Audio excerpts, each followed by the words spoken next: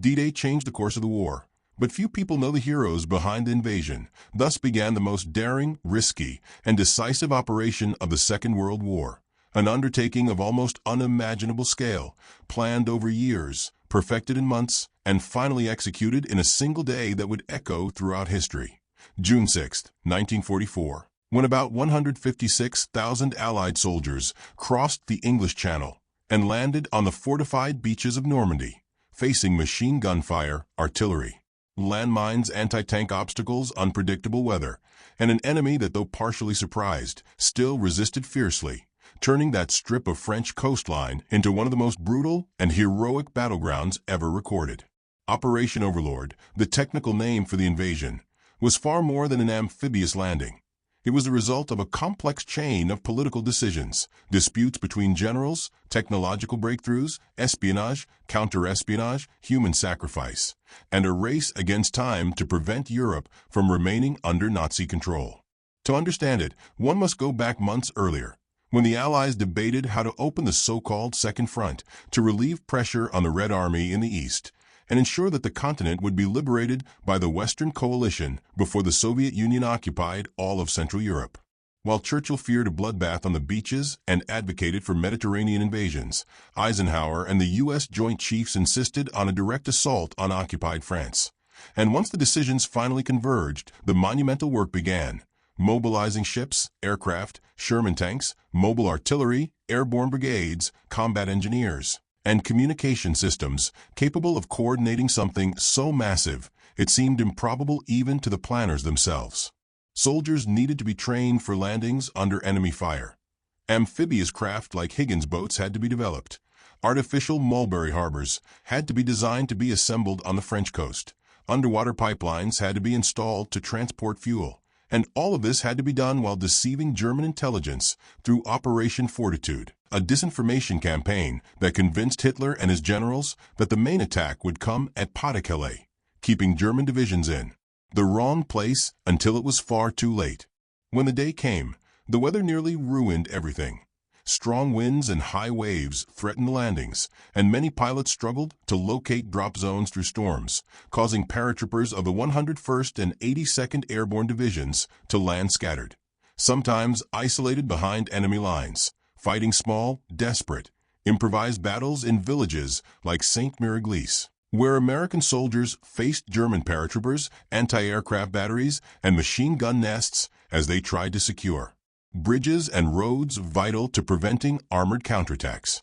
On the beaches, the stories multiplied. At Utah, the landing veered off course due to navigation errors, but ironically worked better than planned, encountering lighter resistance. At Gold, Juno, and Sword, British and Canadian units advanced under heavy fire, but managed to establish beachheads, destroy batteries, and repel German counterattacks. But at Omaha, everything seemed on the verge of collapse. For the 352nd German Division, well-positioned in bunkers and reinforced casemates, turned the first minutes into carnage, with soldiers pinned down behind obstacles, bodies floating in waves, radios failing, landing craft burning, and engineers trying to clear mines under MG-42 fire that shredded the air like buzzsaws. And still, even under the worst possible conditions, small groups pushed up the cliffs, destroyed defensive positions with explosive charges, and opened gaps that allowed the gradual flow of troops, vehicles, and supplies, making Omaha the bloodiest beach, also a symbol of resilience and individual courage. And on the other side, there were also German heroes, soldiers who were often not fanatical Nazis, but young men trained to defend impossible positions against a tide of steel and fire. Operating 88mm guns, interconnected bunkers, buried communication lines, artillery observers, and fortified battalions that, despite everything, slowed the Allied advance in key sectors until logistical chaos and lack of reinforcements, direct consequences of Hitler's strategic miscalculations, made the breakthrough inevitable. As the day progressed, Churchill, Cromwell, and Sherman tanks rolled off LCTs to consolidate the land campaign. Medics set up improvised aid stations. Chaplains prayed amid smoke and the deafening thunder of naval artillery, while officers tried to reorganize units on beaches littered with ammunition crates, bodies, radios, tarps, and jeeps. At the same time above them, Spitfires, Mustangs, and Thunderbolts protected convoys and strafed German columns, while B-20 SAXS and Lancasters bombed defensive lines, roads, and fortified towns. But the story of the invasion is not only one of strategy and tactics. It is made of names, faces, fears, and acts that never made it into school textbooks. Medics from the 101st treating wounded French civilians. Soldiers dragging comrades under fire with no hope of making it back alive. British engineers blowing obstacles while sinking under the surf. And French civilians who, after years of occupation, ran through the streets in tears at the sight of the first paratroopers liberating local towns. In the days that followed, tactical mistakes and successes became even clearer. German generals like Rommel wanted to confront the Allies on the beaches, while others believed armored divisions should be preserved for strategic counterattacks. But a fractured chain of command, Hitler's direct interference, and the belief that Pas-de-Calais was still the primary target delayed crucial movements, opening gaps that the Battle of Caen and Operation Cobra would exploit, driving the Germans out of Normandy and launching the advance that would eventually liberate Paris and lead to the defeat of the Third Reich the following year. In the end, D-Day was not just a military victory. It was an extreme demonstration of multinational coordination, human sacrifice, technological innovation, and courage at every level. And although the world remembers the beaches and the iconic photographs, there remains an ocean of stories, from both sides, that rarely see the light of day. Stories of survival, fear, loyalty, pain, and hope that, when assembled, reveal the true dimension of the invasion that changed the course of the Second World War and, by extension, the future of the 20th century. And yet, even after June 6th, the real battle for Normandy was far from over. Because beyond the landings and the initial seizure of the beaches, the Allies had to break through the intricate maze of the Norman bocage, a rural terrain fragmented by living walls of vegetation, dense hedgerows, ditches, and narrow tree-lined roads that favored German defense, allowing ambushes with Panzerfausts and MG-42 machine guns that turned every field into an improvised fortress, forcing American, British, and Canadian units to fight for meters instead of kilometers, while Sherman tanks advanced with improvised plows or contraptions designed by combat engineers to tear down hedges and carve paths through terrain seemingly made to negate their mobility. From a tactical point of view, the advance oscillated between localized successes and tragedies, such as the carpet bombing that preceded Operation Cobra in July, devastating German positions and breaking the defensive line, but also causing Allied casualties due to coordinate and communication errors, something that rarely appears in traditional documentaries and even less in school textbooks, yet forms part of the real mosaic of the campaign, where glory and horror walk side by side. Meanwhile, German commanders like Rommel Rundstedt and von Kluge debated incessantly how to react, knowing their forces were numerically inferior. Their supply lines were constantly disrupted by Allied air superiority, and that Hitler insisted on rigid orders like no retreat, condemning entire divisions to be encircled and annihilated. Amid this scenario, episodes emerge that are rarely appreciated. Groups of French resistance fighters acting as guides and saboteurs, British and American troops capturing documents, maps, and cipher devices, and even German units composed of adolescents from the Hitler Youth or veteran soldiers from the Eastern Front fighting exhausted, traumatized, and aware that they were holding a dam that would inevitably burst. In the skies, Allied dominance was absolute, for the once feared Luftwaffe had been reduced to a few poorly supplied squadrons, and German pilots, once proud and lethal, now avoided engaging formations of Mustangs and Thunderbolts, knowing they were outnumbered and often flying technically inferior aircraft. This air control allowed the Allies to crush armored columns, interrupt counterattacks, and paralyze German logistics by striking highways, bridges, rail stations, and fuel depots, making the ground fight even more unbalanced. But behind every strategic advance were individual voices, like captured German grenadiers, describing the sensation of hearing the constant roar of Allied bombers and the impotence of responding with insufficient anti-aircraft guns, or American paratroopers who could still smell gunpowder in the streets of Corentin weeks after the city was taken. And there were, of course, stories of unexpected friendship and fraternity. such as soldiers who helped civilians evacuate burning villages, priests who dragged wounded men into churches converted into hospitals, and German and Allied doctors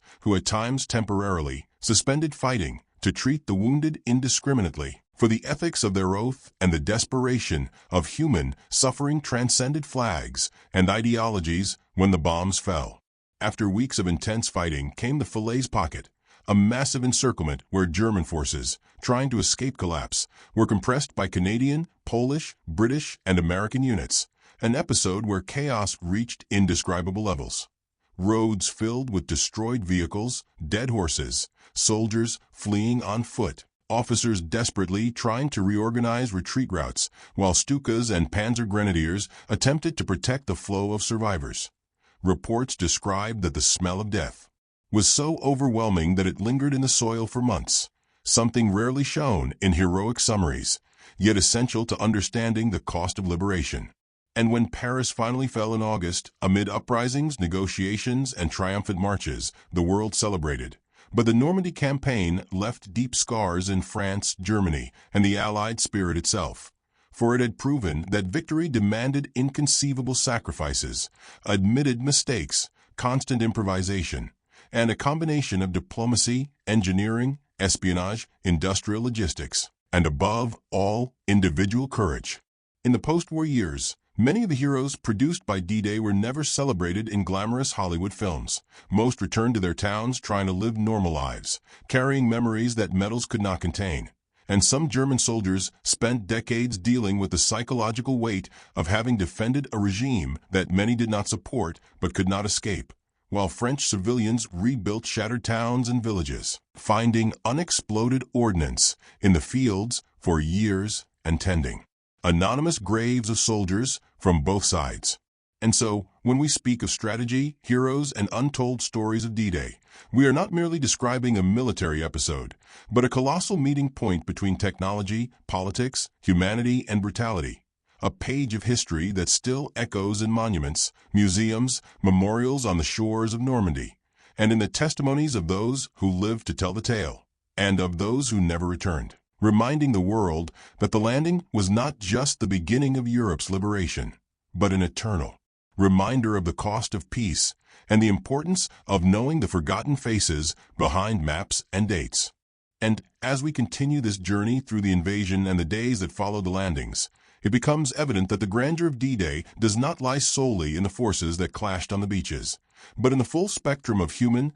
logistical, scientific, and psychological elements that converge to make it possible. And the deeper one explores the lesser-known stories, the clearer it becomes that every bridge held, every supply crate dropped by parachute, every intercepted message, every engineer who planted demolition charges under fire, every radio operator who transmitted coordinates with a trembling voice, all of them formed the invisible framework that allowed the operation to succeed. Among those elements are fascinating episodes, such as the efforts of hundreds of meteorologists who frantically analyzed weather maps, atmospheric pressure reports, and aerial photographs to predict the small window of minimally acceptable conditions for the landings, an apparently technical detail with enormous impact. For if not for the warning of a brief break in the bad weather, of a sky that would not be calm, but would at least allow limited use of aviation and naval artillery, Eisenhower might have postponed the operation for weeks,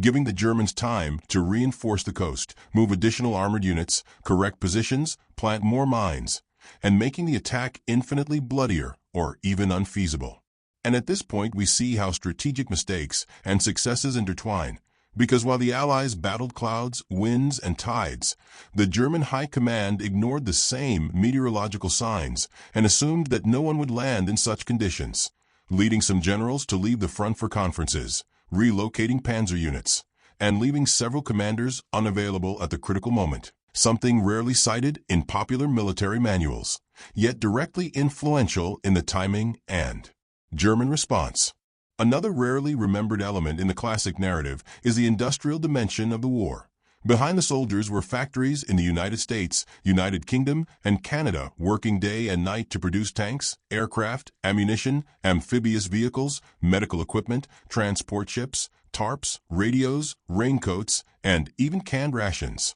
Mechanized war required a volume of resources that only industrial powers could sustain, and while Germany struggled to supply multiple fronts, simultaneously, suffering constant bombings that destroyed industrial plants and strangled its synthetic fuel logistics, the Allies received Atlantic convoys full of supplies under escort protection, allowing the beaches of Normandy to rapidly become improvised ports with metal tracks for vehicles, ammunition depots, repair workshops, field hospitals, and supply routes that fueled the advance to Paris. But beyond the material dimension, there were human stories that rarely reach schoolbooks. Soldiers wading through surf with 30 kilos of gear, letters written on the eve of embarkation, civilians hiding in cellars while walls shook from naval bombardment, pilots flying so low to strafe German columns that they returned with branches stuck in their wings, priests administering last rites in rooms improvised with blood-soaked sheets,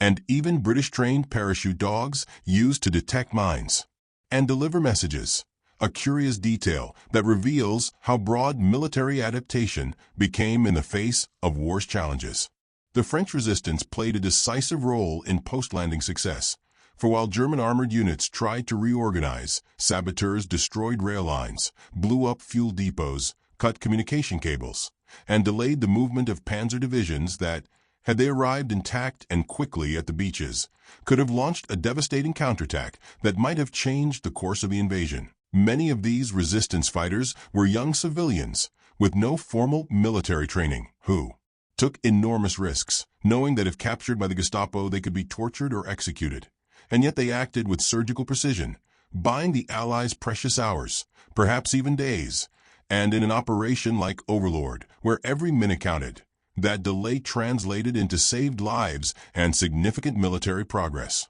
During the advance through the interior of Normandy, tragedy and glory walked side by side. French civilians were killed under bombardments aimed at destroying German positions in occupied towns and villages, a painful price that official history often mentions only in passing, but which left deep emotional scars on survivors, some of whom carried ambiguous feelings, grateful for liberation and yet traumatized by the destruction it brought. These dilemmas rarely appear in films that portray D-Day merely as a clean and heroic triumph, but they form an essential part of the narrative, for they show that even the good war has human costs that defy any moral simplification. Meanwhile, on the German side, infantry soldiers who had fought on the Eastern Front against the Red Army, exhausted, wounded, and with fragile morale, were repositioned to try to contain the collapse in Normandy, forming mixed units of hardened veterans and young recruits who had barely completed training. Many of these soldiers were not ideologically Nazi,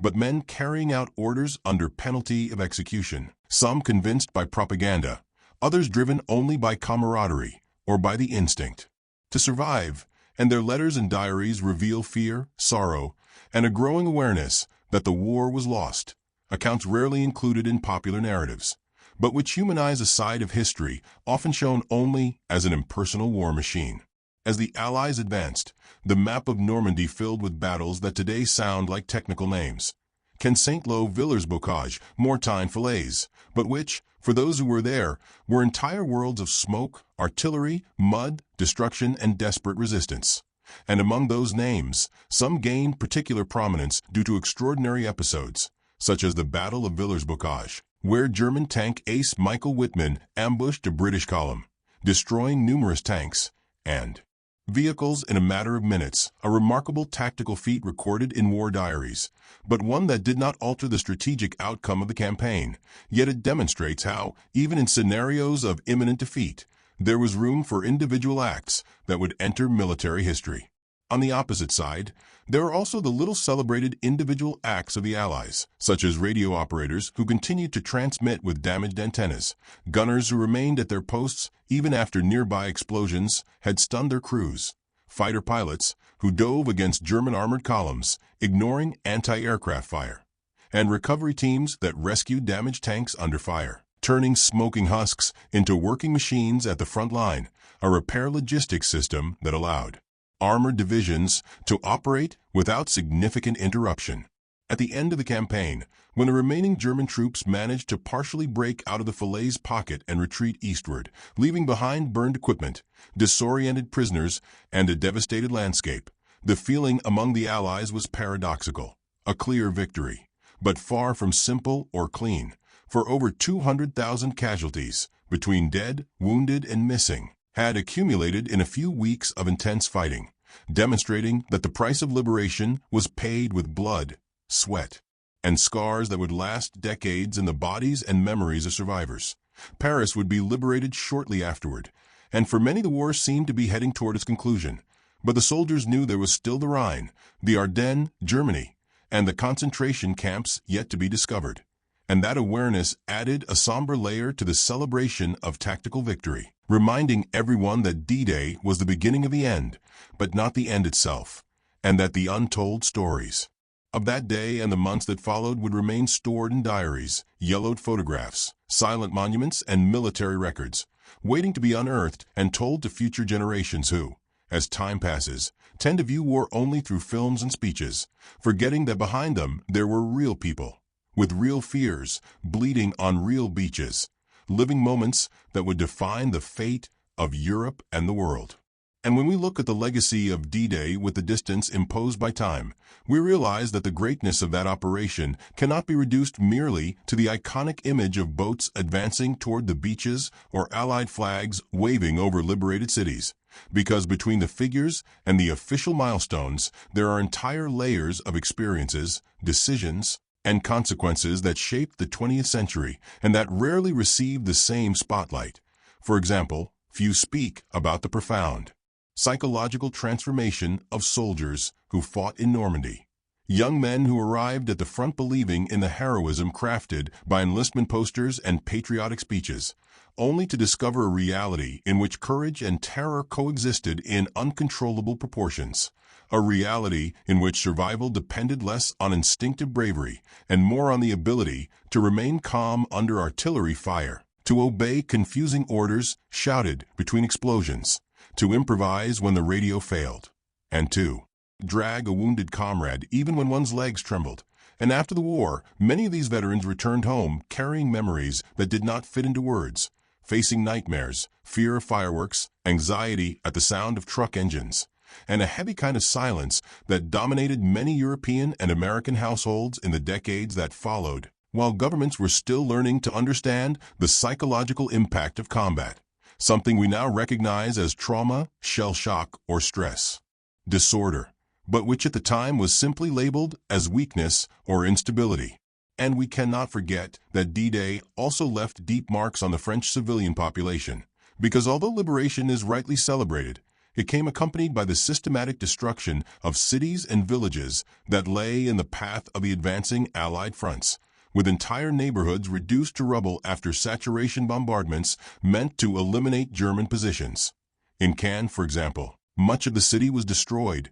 and there are accounts of entire families who spent weeks sheltering in basements, living on minimal supplies in darkness, listening to the constant roar of aircraft and bomb impacts, not knowing whether they would see the next sunrise. And when British soldiers finally appeared in the streets, there were tears, hugs, and celebrations, but also the brutal sight of shattered homes, shops looted by chaos, animals dead in the roads, and churches turned into field hospitals. A contrast so intense that many survivors recalled that liberation tasted like relief and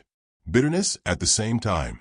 On the German front, on the other hand, D-Day represented the beginning of a strategic collapse that some officers had foreseen but were unable to prevent due to the command structure of the Third Reich, where the fear of contradicting Hitler prevented rational decisions, and where experienced generals like Rommel and Rundstedt knew they needed to retreat, regroup, and preserve forces, but were forced to launch desperate and poorly coordinated counterattacks that only accelerated their destruction. And for the soldiers of the Wehrmacht and the Waffen-SS, many of whom had fought for years in the East against the Red Army, the Normandy experience brought a new kind of horror,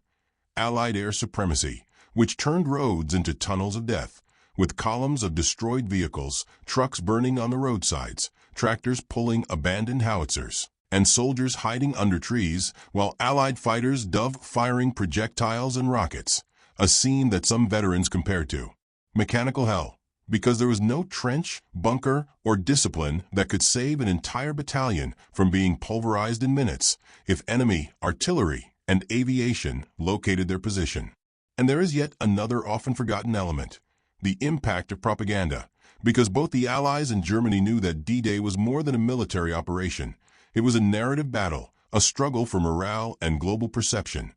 Allied radio broadcast messages to the French resistance, American newspapers printed triumphant headlines, and war cameramen followed soldiers to record images that would shape the collective imagination about the fight against Nazism, while Goebbels' Ministry of Propaganda tried to portray the invasion as a suicidal attack by plutocrats that would be repelled by German moral superiority, although the subsequent defeats quickly disintegrated that discourse. And yet, even within this clash of narratives, there were nuances. German soldiers who admired the courage of American paratroopers, French civilians who harbored anger over Allied bombings, and Allied soldiers who, after battle, developed professional respect for the defenders of fortified German positions. Because amid the horror, the battlefield also produced invisible bonds of human recognition between enemies who would never meet outside the war. And while Normandy burned, in the command rooms a new map of Europe was beginning to take shape,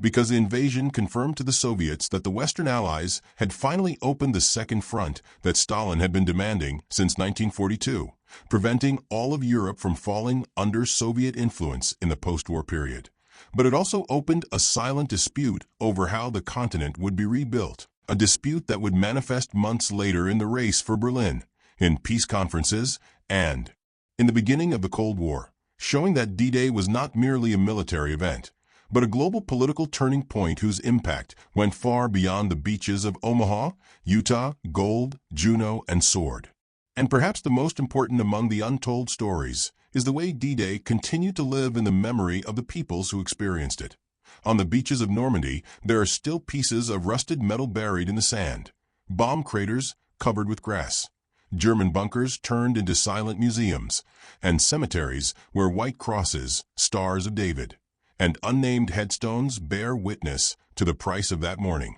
And in this contrast between the brutality of the past and the serenity of the present, an attentive visitor may feel the same sensation described by an American veteran decades later, when he returned to Normandy, walked across the soft sand, and thought, how can something so beautiful have been so cruel? A question that captures the essence of D-Day, because the invasion was at the same time a triumph for freedom and a brutal reminder that peace does not come easily, and that behind dates, medals, and speeches there are interrupted lives, silences, traumas, memories, and things that will never be fully understood by those who were not there.